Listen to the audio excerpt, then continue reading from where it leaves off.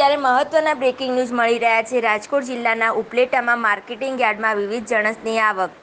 ઉપલેટામાં marketing યાર્ડમાં ઘઉં, ચણા અને એરંડા સહિતની જણસની આવક નોંધાઈ। એરંડાની દરરોજની 150 થી 200 મણની આવક, ઘઉંની પણ દરરોજ 2000 થી 2500 મણની આવકને પગલે યાર્ડ વિવિધ જણસથી ઉભરાયું। એરંડાના પ્રતિ મણના ભાવ 1000 થી 1090 ભાવ બોલાયા। ઘઉંના પ્રતિ મણના ભાવ 450 થી 500 સુધી બોલાયા। ચણાના ભાવ પ્રતિ મણના 1000 થી 1200 બોલાયા। બાઇટ એક પ્રતિક Makadiya, inspector marketing yard, Upleta. ખેતીવાડી ઉત્પન્ન બજાર સમિતિ ઉપલેટાના ઇન્સ્પેક્ટર તરીકે શ્રી પ્રતિકભાઈ માકડિયા।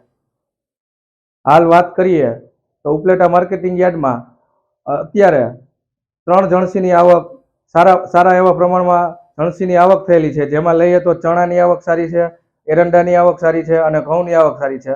અને આવકના પ્રમાણમાં ખેડૂતોને ભાવ પણ સારા મળી રહે છે અને ખેડૂતોને ભાવ મળતા એને સંતોષ પણ થયેલ છે।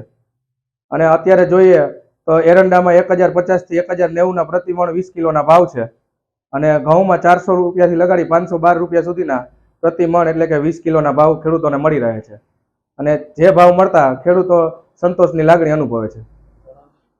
અને ચણાના ભાવ હાલ વાત કરીએ તો 1050 થી 1200 રૂપિયા સુધીના પ્રતિ મણ 20 કિલોના ભાવ ખેડૂતોને મળી રહે છે।